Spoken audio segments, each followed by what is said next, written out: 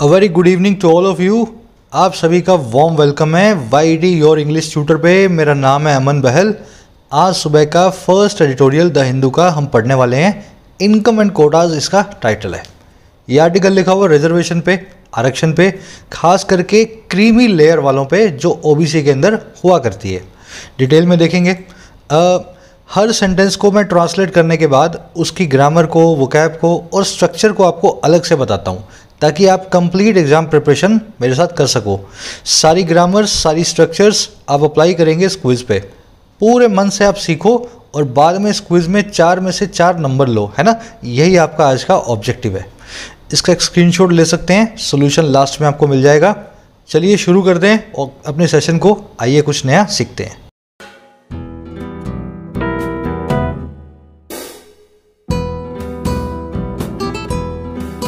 कह रहा है इनकम एंड कोटास। देखिए, इनकम तो आप जानते ही हैं, आपकी आवक, आमदनी, और कोटा का मतलब होता है रिजर्वेशन का कोटा। कितनी आपकी इनकम होगी कि आपको रिजर्वेशन मिलना बंद हो जाएगा। बात कर रहा है क्रीमी लेयर की, जो कि OBC में हुआ करती है। इनकम के हिसाब से कुछ OBC वालों को रिजर्वेशन के बेनिफिट्स नहीं मिलते।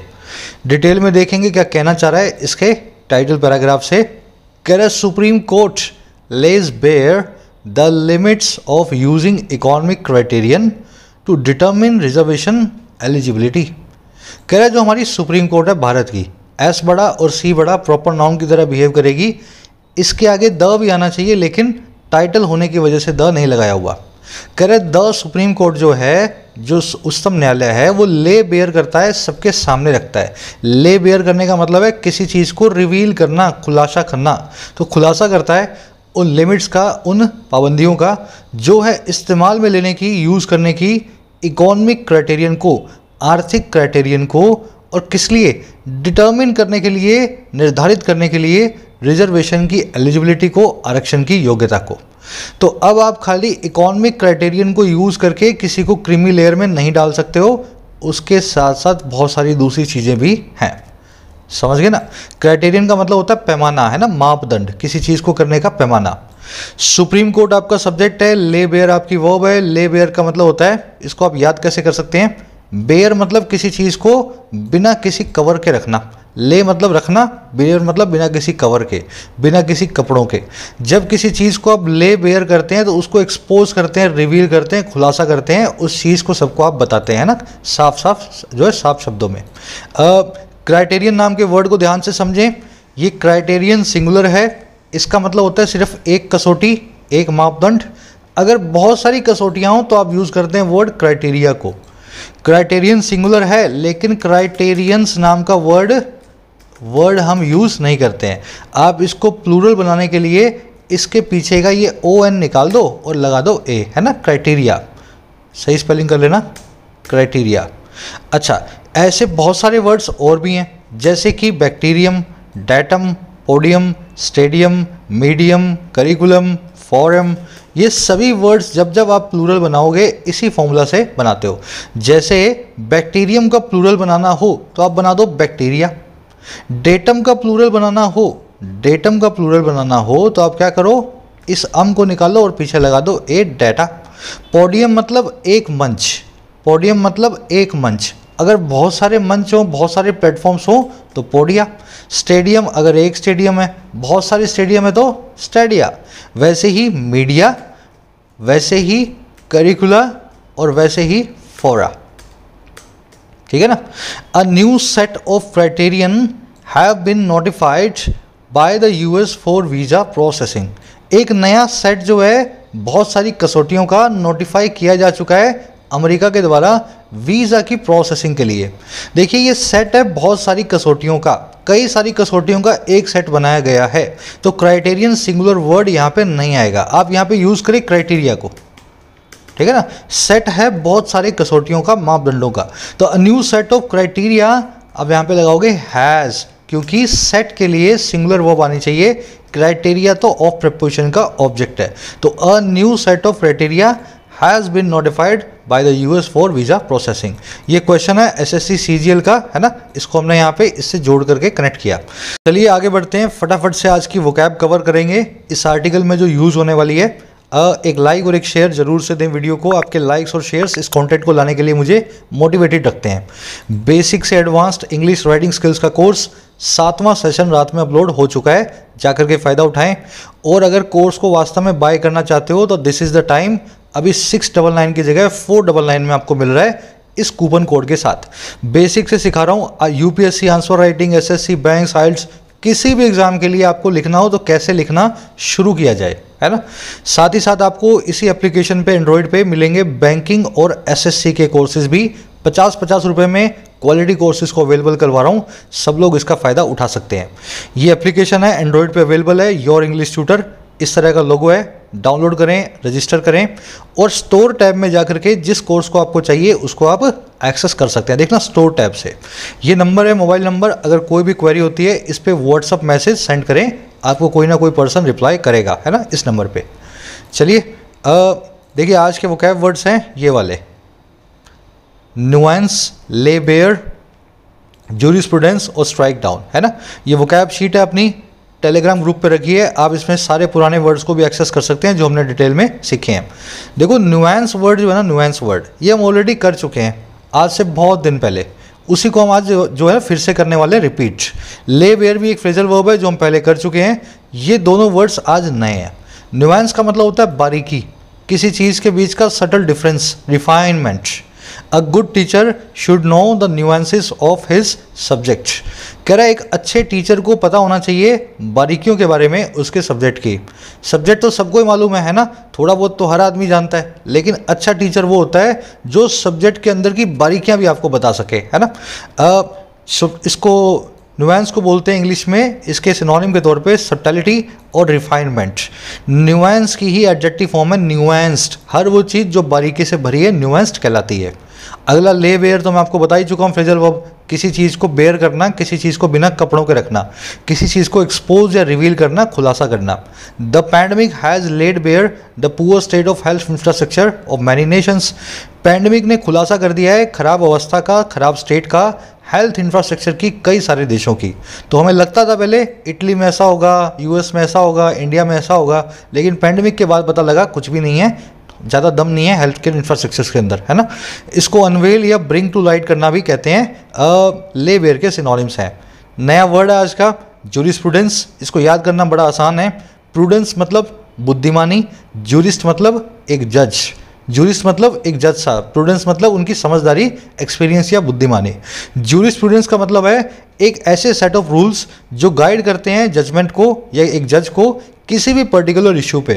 तो हर इशू पे जजेस ने कुछ रूल्स बना रखे हैं कि इनके हिसाब से ही हमें जजमेंट देना है। आरक्षण का मामला है तो इस हिसाब से देना है, अगर ये मामला है तो इस हिसाब से देना है। तो वो सेट ऑफ रूल्स का जो सेट है ना उसको कहते हैं जूरिस्प्रूडेंस। समझ गए ना। The famous case of Shayara Bano has established jurisprudence for dealing with the cases of triple talaq. जो फेमस केस है शायरा बानो का 1986 के समथिंग का है, इसने इस्टेब्लिश कर दिया है जूरिस्प्रूडेंस को निपटने के लिए ट्रिपल तलाक के केसेस थे। तो इस केस के अंदर कोर्ट ने बहुत अच्छे से बता दिया है कि क्या क्या हमें करना है जब जब ट्रिपल तलाक का केस आए तो उसको कैसे हमें तोलना है ना।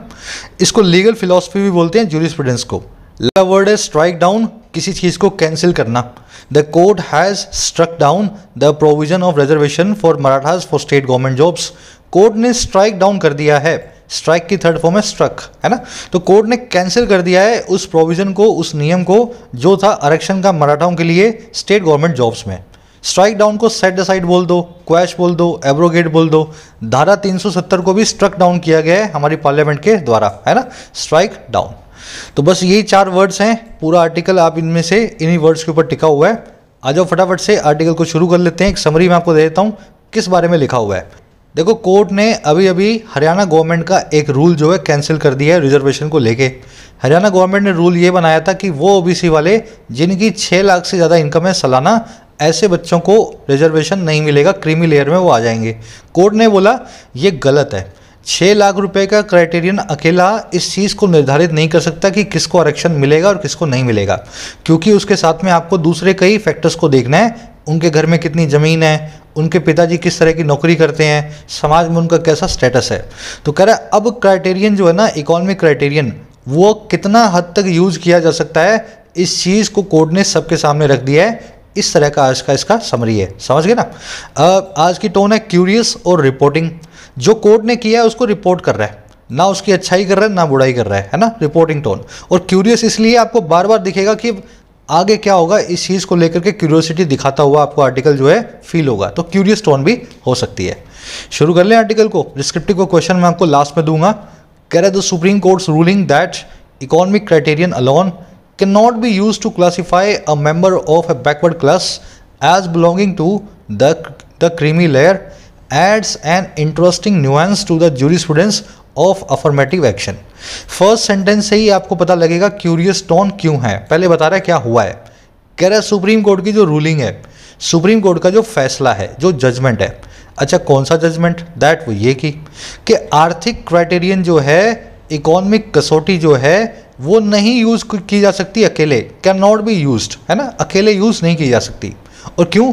क्लासिफाई करने के लिए, कैटेगराइज करने के लिए एक मेंबर को जो है बैकवर्ड क्लास का, और किस तौर पे? वो वाला जो बिलोंग टू करता है, संबंधित है क्रीमी लेयर से। तो किसी भी ओबीसी को आप क्रीमी लेयर में आर्थिक क्राइटेरियन के हिसाब से नहीं डाल सकते हो, ऐसी जो रूलिंग आई है। कह रहा है ये जो रूलिंग है ना इस प्रकार की, ये रूलिंग ऐड करती है एक बहुत ही रोमांचकारी, इंटरेस्टिंग बारीकी को, नुएंस को, और किसमें? उस जूरिस्प्रूडेंस में, उस सेट ऑफ रूल्स में जो गाइड करते हैं जजेस को अफर्मेटिव एक्शन के, रिजर्वेशन के। समझे? थोड़ा भारी सेंटेंस है पर आसान है। मैं एक बार रिपीट करूंगा। कह रहा है कोर्ट की जो रूलिंग है सुप्रीम कोर्ट की, कि आर्थिक कसौटी जो है अकेले इस्तेमाल में नहीं ली जा सकती कैटेगराइज या क्लासिफाई करने के लिए एक इंसान को, मेंबर को, जो बैकवर्ड क्लास से आता है, ओबीसी से आता है। कह रहा है और कैसे क्लासिफाई करना है? उस तरह के इंसान की तरह जो बिलोंग टू करेगा क्रीमी लेयर से। कह रहे ये जो रूलिंग है इस प्रकार की, ये ऐड कर देती है, जोड़ देती है एक बहुत ही जो है इंटरेस्टिंग सी, रोमांचकारी सी बारीकी को, नुएंस को, उस जूरिस्प्रूडेंस में, उस खास रूल्स में, सेट ऑफ रूल्स में जो रिजर्वेशन पे, अफर्मेटिव एक्शन पे कोर्ट ने बनाए हुए हैं। अब आगे की जजमेंट जो है उसको देने में कोर्ट नई नई चीज़ें भी करेगी, क्योंकि एक नया जूरिस्प्रूडेंस कोर्ट का तैयार हो गया है। समझ गए? रूलिंग की वर्ब है एड्स, क्राइटेरियन सिंगुलर है, इसकी वर्ब है can not be used to. Supreme Court के आगे द आना चाहिए, तो देखो द लगा हुआ है, ऊपर जगह कम होने की वजह से द को नहीं लगाया गया था हेडिंग के अंदर। न्यूएंस आपको पता लग गया, बारीकी। अफर्मेटिव एक्शन आरक्षण का ही दूसरा नाम है। एडवांस लैंग्वेज में आरक्षण को, रिजर्वेशन को अफर्मेटिव एक्शन भी बोलते हैं। जूरिस्प्रूडेंस मैंने आपको बता दिया, ऐसे सेट ऑफ रूल्स जो जज साहब को गाइड करें कि कैसे आपको फैसला देना है। अब आओ सेंटेंस में देखने वाली एक और चीज़ है, यूज टू क्लासीफाई। आपको बहुत कंफ्यूजन होती है इस केस में कि यूज टू के बाद में सर वर्ब की आईएनजी फॉर्म यूज करें, क्लासीफाइंग लिखें, या फिर क्लासीफाई यूज करें। तो इसका फॉर्मूला मैं आपको बता देता हूं, बहुत आसान है। कैसे? देखो, यूज्ड अगर मेन वर्ब हो सेंटेंस के अंदर, यूज्ड अगर मेन वर्ब हो सेंटेंस के अंदर, तो आप उसके बाद में हमेशा इन्फिनेटिव को यूज करते हैं, अगर यूज्ड मेन वर्ब हो तो। अच्छा, अगर used is am are was verb के बाद में आ जाए पैसिव वॉइस के अंदर, तो आप यूज करते हो तो भी उसके बाद में इन्फिनेटिव को ही, वर्ब की फर्स्ट फॉर्म को ही। लेकिन अगर यूज बी फैमिली की वर्ब के बाद में is am are was verb के बाद में आ जाए, किसी इंसान की या किसी चीज़ की हैबिट दिखाने के लिए, उसकी आदत दिखाने के लिए, तब इसके बाद में आता है वर्ब का आईएनजी फॉर्म। मैं आपको प्रैक्टिकली बता देता हूँ, ठीक है। ही यूज टू स्टे या staying up until late in the night. वो रात में जगा करता था लेट तक, नाइट में, रात में, है ना। स्टे अप जो है अंटिल लेट, रात में 2 बजे 3 बजे 4 बजे तक जगा करता था। अब देखो यहाँ पे आदत को बताया जा रहा है उस इंसान की। यूज्ड यहाँ पे मेन वर्ब है सेंटेंस के अंदर, is am are was verb नहीं आ रहा है। इस केस में आप स्टेइंग को यूज नहीं करेंगे, he use to stay, he use to stay. समझ गए ना? मेन वर्ब होगी तो स्टे यूज करें, टू स्टे यहाँ पे बिल्कुल ठीक होगा। टू स्टेइंग यहाँ पे मत कर आना अगर मेन वर्ब बना हुआ है यूज तो।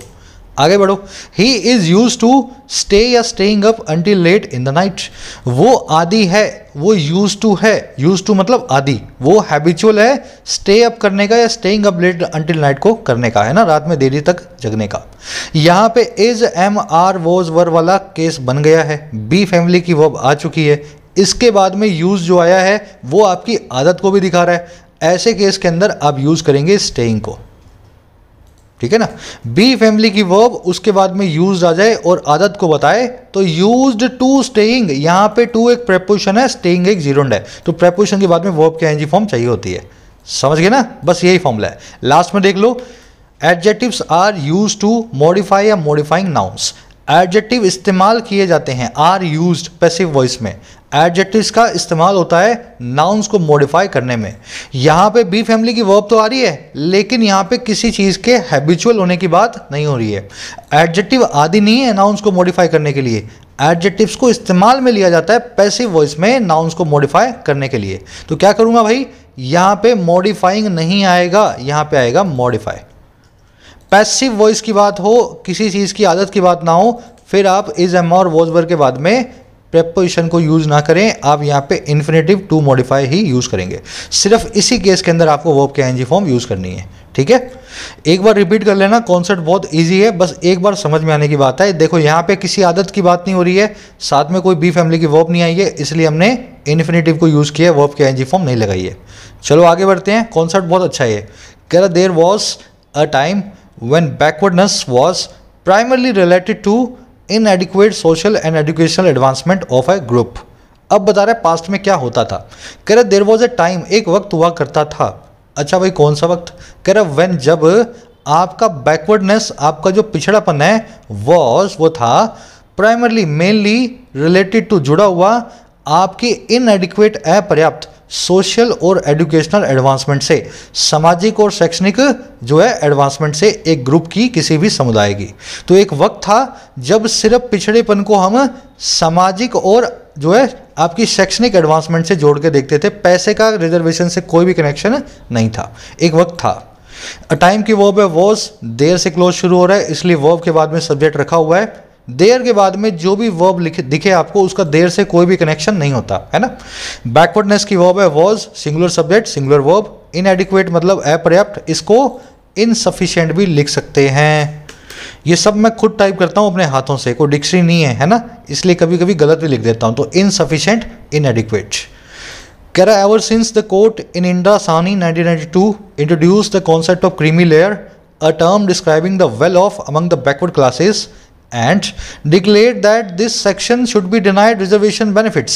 The original idea of including groups based on social backwardness was matched by a parallel exercise to exclude the more advanced group, advanced among them. देखो ये सेंटेंस सबसे लंबा सेंटेंस है और सबसे कॉम्प्लिकेटेड भी है। पहले क्या होता था और अब क्या होने लगा, इस चीज़ के बारे में आपको बताएगा। अब देखो अब क्या होने लगा, कह रहा एवर सिंस, जब से ही। एवर सिंस का मतलब होता है जिस दिन से ऐसा हुआ।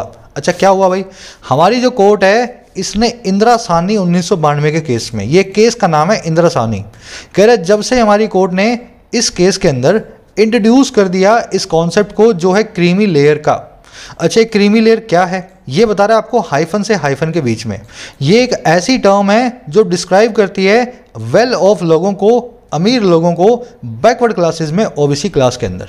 कह रहे जब से हमारी कोर्ट ने इस केस के अंदर इंट्रोड्यूस कर दिया क्रीमी लेयर के कॉन्सेप्ट को, जो कि बताता है अमीर लोगों को ओबीसी क्लास में, और कह रहा है इसी कोर्ट ने डिक्लेयर भी कर दिया इस बात को, दैट वो ये कि ये जो सेक्शन है अमीर ओबीसी वाले जो हैं इनको नहीं मिलने चाहिए आरक्षण के बेनिफिट्स।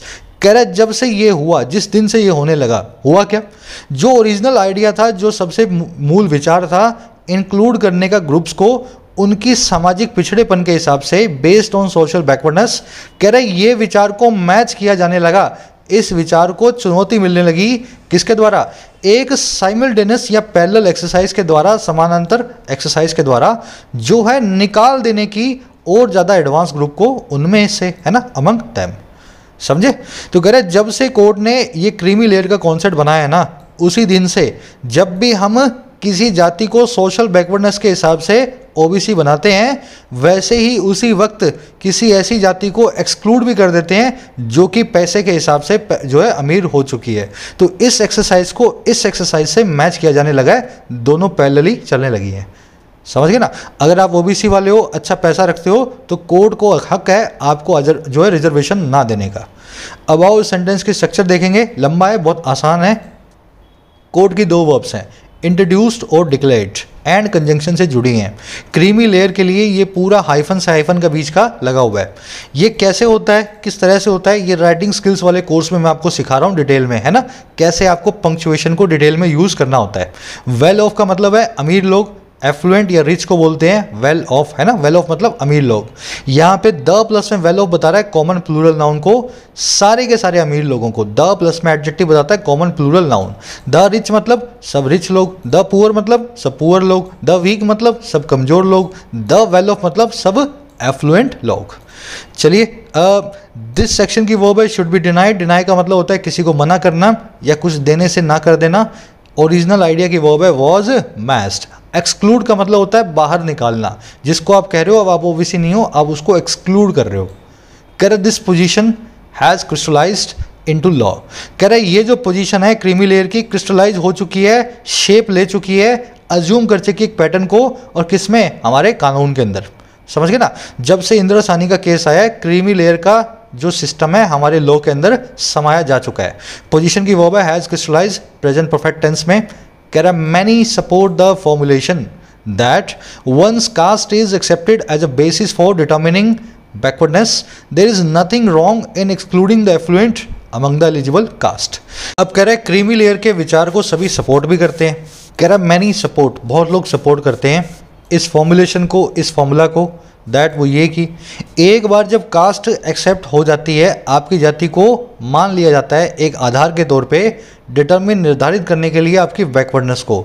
एक बार सरकार ने बोल दिया कि आप ओबीसी हो आपकी कास्ट के हिसाब से, कह रहा है तब कोई भी गलत चीज़ नहीं है, रॉन्ग नहीं है एक्सक्लूड करने के लिए एफ्लुएंट लोगों को, अमीर लोगों को एलिजिबल लोगों में से, एलिजिबल कास्ट में से।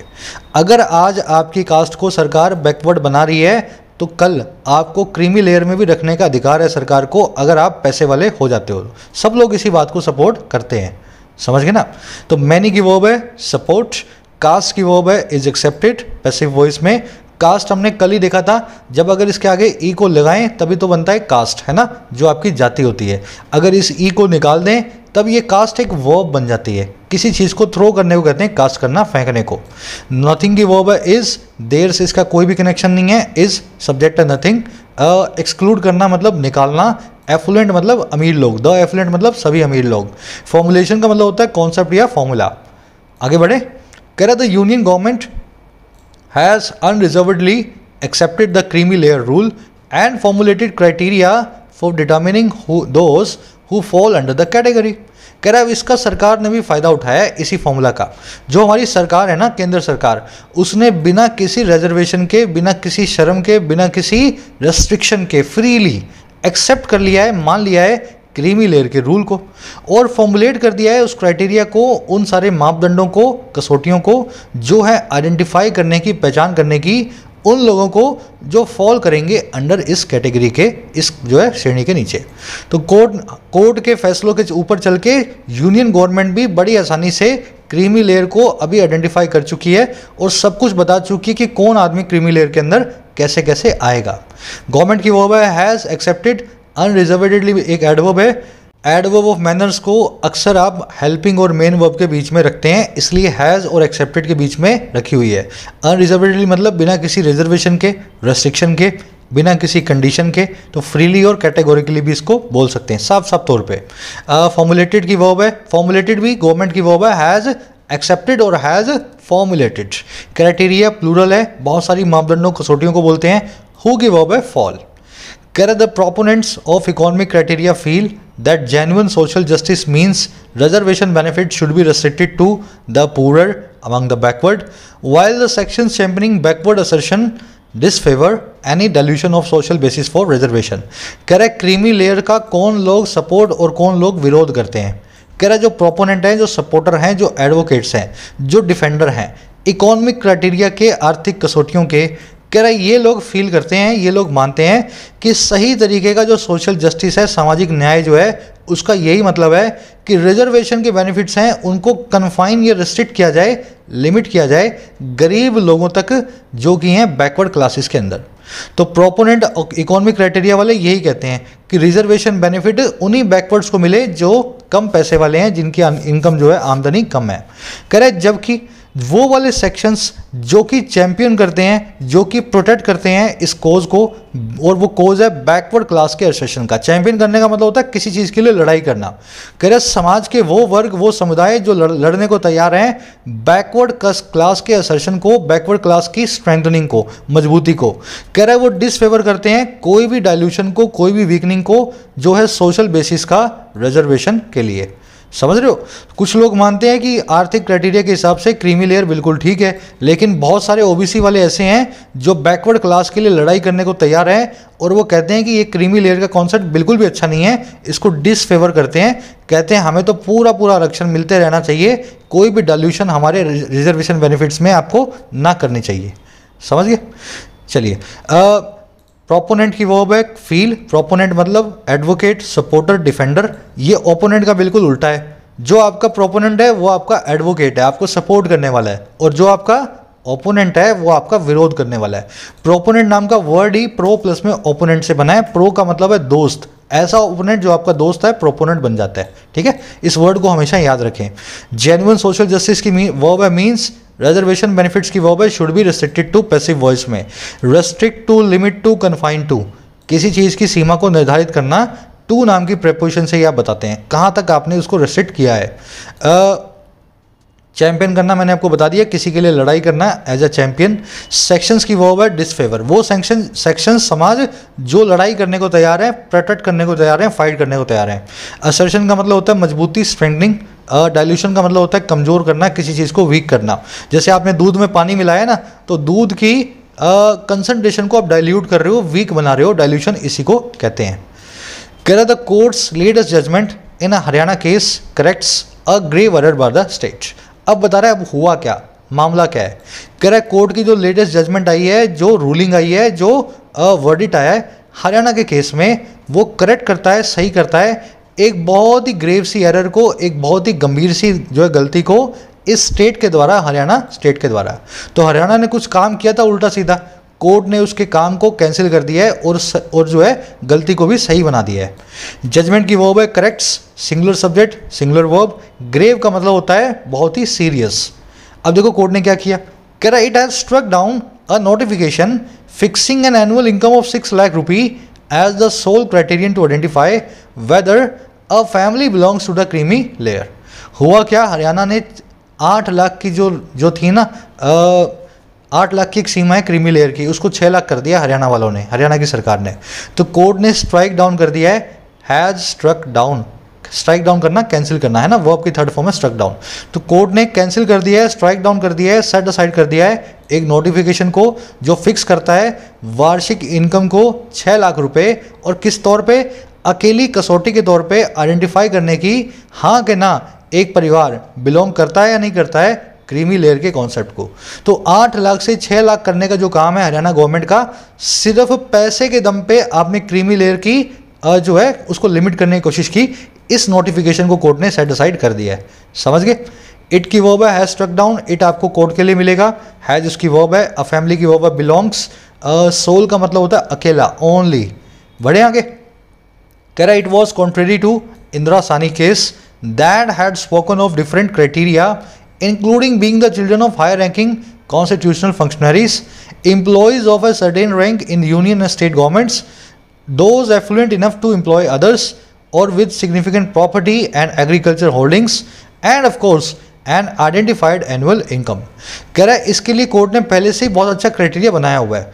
जो हरियाणा की सरकार ने किया ना ये था बिल्कुल उल्टा, बिल्कुल कॉन्ट्रेरी। और किससे भाई? इंदिरा सानी केस से। अच्छा, जिसमें कौन से केस में क्या हुआ था? कह रहे जो कि स्पोक ऑफ किया था इंदिरा सानी का केस, जो कि बात करता था अलग अलग तरह की क्राइटेरिया की। ये स्पोक ऑफ हम बाद में अभी देखेंगे, है ना। तो इंदिरा सानी का केस जो अलग अलग कसौटियों को बताता था, जिसमें शामिल था, पहला था होना, बीइंग, बच्चा किसी बहुत बड़े अधिकारी की या कॉन्स्टिट्यूशनल फंक्शनरी की। कॉन्स्टिट्यूशनल फंक्शनरी मतलब संवैधानिक कार्यकर्ता। आप राज्यपाल के बच्चे हो, आप सीएजी के बच्चे हो, सीबीआई के डायरेक्टर के बच्चे हो, डीएजी के बच्चे हो, समझिए ना, किसी बड़े अधिकारी बाबू या ऑफिसर के बच्चे हो तो आपको ओबीसी में कोटा ना मिले। दूसरा, आप एम्प्लॉय हो एक हाई सर्टेन रैंक के यूनियन और स्टेट गवर्नमेंट्स में, आपके घर में कोई बड़ा आदमी हो, स्टेट गवर्नमेंट में या यूनियन गवर्नमेंट में एक जो है एम्प्लॉय हो। तीसरा, आप इतने एफ्लुएंट इनफ हो, इतने अमीर हो, पर्याप्त रूप से एफ्लुएंट हो कि आप दूसरों को भी एम्प्लॉयमेंट कर पाएँ। आपके घर में 4-5 लोग काम करते हैं और आप सरकार को बोल रहे हो कि हमें कोटा दो ओबीसी का, हम ओबीसी हैं। तो ये काम भी कोर्ट ने बोला था कि अगर इस तरह के आदमी हो तो आपको कोटा नहीं मिलेगा। और या फिर आपके पास बहुत सारी प्रॉपर्टी हो, सिग्निफिकेंट प्रॉपर्टी हो, बहुत सारी प्लॉट्स हो, और या फिर एग्रीकल्चर होल्डिंग हो, ज़मीन हो आपके पास ऑफ कोर्स, और साथ ही साथ आपके पास एक आइडेंटिफाइड एनुअल इनकम सोर्स भी हो। तो इंदिरा साहनी केस इन्हीं सब बातों को करता है कि ये सब फैक्टर्स बताएंगे कौन आदमी ओबीसी है या कौन नहीं है। 8 लाख से ऊपर गए तब तो आप जो है क्रीमी लेयर में आ ही गए, आपको बेनिफिट नहीं मिलेगा। 8 लाख से कम अगर क्राइटेरिया को आप करना चाहो, जैसे हरियाणा की गवर्नमेंट ने किया है, तो ये चीज़ें भी हरियाणा की गवर्नमेंट को देखनी पड़ेंगी। कितनी उसके पास ज़मीन है, घर में कौन सरकारी नौकरी वाला है, समझ गए। इट की वर्ब है वॉज, कॉन्ट्रेरी टू को आप बोलते हैं इन कॉन्ट्रावेंशन टू, है ना। इट वॉज कॉन्ट्रेरी टू और it was in contravention to एक ही बात है, कहीं नोट करो, ये एक ही चीज़ें होती हैं दोनों। दैट की वर्ब है हैड स्पोकन। कॉन्स्टिट्यूशनल फंक्शनरी का मतलब है संवैधानिक कार्यकर्ता। एफ्लुएंट का मतलब है अमीर। इनफ नाम की एडवर्ब इसको मॉडिफाई कर रही है, इसके बाद में आ रही है। होल्डिंग का मतलब होता है आपकी प्रॉपर्टी, है ना। अब इसमें 2 कॉन्सेप्ट है। पहले देखेंगे स्पीक के बाद में कब ऑफ, कब अबाउट और कब बिना प्रीपोजिशन के इसको लिखा जाता है। मान लो मैं ऐसा बोलूँ आपको, शी स्पोक द ट्रूथ, उसने स्पीक किया ट्रूथ को, वो बोली सच को। यहाँ पे किसी प्रीपोजिशन की ज़रूरत नहीं है। आप जिस चीज़ को बोलोगे ना, आप ट्रूथ को बोलो, झूठ को बोलो, सच को बोलो, किसी भी चीज़ को जो आप बोलो तो स्पीक वर्ब को बिना प्रीपोजिशन के यूज़ करना है, ठीक है। अब यहाँ देखो, उसने अपने फैमिली के बारे में बात की, फैमिली की बात नहीं की, फैमिली को नहीं बोला, फैमिली के बारे में बोला, तो she spoke about her family. जब आप किसी जीते जागते इंसान की बात करते हो तो स्पीक अबाउट करते हो। तीसरा, she spoke of her political views, उसने अपने सियासी नज़रिए की, राजनीतिक नज़रिए की बात की, उसके बारे में बात की। जब आप किसी इनएनिमेट ऑब्जेक्ट के बारे में बात करते हो तो स्पोक ऑफ करते हो, है ना, स्पीक ऑफ, समझ गए। किसी बात को सीधे बोल दोगे, सच को बोलोगे, झूठ को बोल दोगे तो बिना प्रीपोजिशन। किसी आदमी के बारे में बात करोगे तो स्पीक अबाउट, किसी निर्जीव वस्तु के बारे में बात करोगे तो स्पीक ऑफ। तो बस यहाँ पे भी यही हुआ है। ये केस जो है इन सब निर्जीव क्राइटेरिया की बात करता है, तो स्पोकन ऑफ, समझ गए ना। एफ्लुएंट के बाद में इनफ इसलिए आया है क्योंकि एडजेक्टिव के बाद में हमेशा इनफ नाम की एडवर्ब को रखते हैं, लेकिन इनफ नाम का एडजेक्टिव नाउन से पहले आ सकता है, आता ही है। The soldier had enough ammunition या एम्यूनिशन इनफ, आपको दोनों में से चूज करना है। एम्यूनिशन नाम के वर्ड को आप डिक्शनरी में डालेंगे। एम्यूनिशन का मतलब होता है असला बारूद। एम्यूनिशन शायद रखा ही हुआ है, एम्यूनिशन, है ना, एक नाउन है। नाउन के लिए इनफ नाम का एडजेक्टिव यूज होगा तो इनफ नाउन से पहले आएगा। तो आप यहां पे लिखें the soldier had enough ammunition, समझ गए ना। इनफ एम्यूनिशन, एम्यूनिशन इनफ नहीं, इनफ एम्यूनिशन। यहां देखो, the soldier was enough brave या ब्रेव इनफ, सोल्जर काफ़ी बहादुर था, पर्याप्त रूप से बहादुर था। ब्रेव को आप डिक्शनरी में डालेंगे। ब्रेव का मतलब होता है बहादुर, एक एडजेक्टिव होता है, एडजेक्टिव के बाद में इनफ को रखा जाता है, तो आप यहां बोलेंगे the soldier was brave enough, समझ गए ना। एडजेक्टिव के बाद में और नाउन से पहले इनफ की ऐसी ही पोजीशन होती है, तो यहाँ पे ब्रेव इनफ लिखूंगा। अभी तीसरे सेंटेंस को देखो, the soldier had ammunition enough to give a befitting reply to the enemy, soldier के पास असला बारूद था काफ़ी पर्याप्त तौर पे, जो पर्याप्त था बिफिटिंग रिप्लाई देने के लिए, एक सही रिप्लाई, सूटेबल रिप्लाई देने के लिए एनिमी को, अपने दुश्मन को।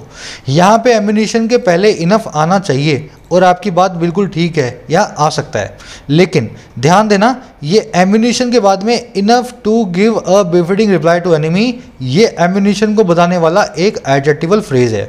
कितना एम्यूनिशन? वो एम्यूनिशन जो इनफ था एनिमी को बिफिटिंग रिप्लाई देने के लिए। ये पूरा फ्रेज अगर आप काउंट करो तो एम्यूनिशन के बाद में आना चाहिए। इस केस में इनफ इससे जुड़ा हुआ है, इसलिए इसके बाद में भी रखा जा सकता है। दोनों ही ठीक है ना, बाद वाला भी ठीक है, पहले वाला इनफ का पोजीशन भी यहाँ पे ठीक होगा। बढ़े आगे। ये तीसरा केस अगर आपको समझ में ना आ रहा हो, एडवांस लग रहा हो, तो ज़्यादा लोड मत लेना। ये तब काम आएगा जब आपको नाउन के बाद में इनफ लिखा हुआ मिलेगा। समझ लेना वहाँ पे एक पूरा एडजेक्टिवल फ्रेज रखा हुआ है, नाउन के बाद में इनफ से जुड़ा हुआ है। बढ़े आगे। कह रहा है अब देखो इन क्राइटेरिया की बात कर रहा था। कह रहा है the court has found that Haryana criterion based on income alone was contrary to its own law that specifies that the creamy layer would be identified through social, economic and other factors. कह रहा court ने found किया, पाया कि हरियाणा का जो criterion था, हरियाणा की जो कसौटी है जिसको अभी अभी स्ट्राइक डाउन किया गया है, कह रहा जो बेस थी इनकम अलोन पे, खाली खाली इनकम पे, कह रहा ये कॉन्ट्रेरी टू थी, बिल्कुल गलत थी, बिल्कुल उल्टी थी इसके खुद के लॉ से, इसके खुद के कानून से, जो स्पेसिफाई करता है कि क्रीमी लेयर जो है वो आइडेंटिफाई की जानी चाहिए, पहचानी जानी चाहिए सामाजिक, आर्थिक और दूसरे फैक्टर्स के हिसाब से। अगर 8 लाख से 6 लाख करना चाह रहे हो, 2 लाख कम करना चाह रहे हो क्रीमी लेयर की पोजीशन को, तो दूसरे फैक्टर्स को भी उसमें डालो, सामाजिक और आर्थिक फैक्टर्स के साथ में दूसरे फैक्टर्स भी उसमें डाले जाएं। समझ गए? कोर्ट ने ऐसा पाया। कोर्ट की वर्ब है हैज फाउंड, हरियाणा क्राइटेरियन की वर्ब है was, contrary to, in contravention to, एक ही बात है, दोनों एक ही बात होती हैं। ऑन से पहले हमेशा आपको पॉजेसिव देखने को मिलेगा, my own, your own, its own, our own, है ना। दैट की वर्ब है स्पेसिफाइज, क्रीमी लेयर की वर्ब है would be identified passive voice में। कह रहा है the constitution permitted special provisions in favour of socially and educationally backward classes through the first amendment as well as reservation in government employment for backward classes. कह रहे जो constitution है वो permit करता था, हमारा संविधान जो है हमें इजाज़त देता था खास प्रोविजंस की, और किसमें, फेवर में सोशली और एजुकेशनली बैकवर्ड क्लासेस के, SEBC क्लास के, और किसके जरिए, फर्स्ट अमेंडमेंट के जरिए। साथ ही साथ रिजर्वेशन की भी परमिशन देता था गवर्नमेंट एम्प्लॉयमेंट में बैकवर्ड क्लासेस के लिए, इन OBC वाले लोगों के लिए। तो ऐसा जो है हमारा जो है संविधान किया करता था। अब देखो उसके बाद में क्या हुआ, पहले तो करता था ऐसा।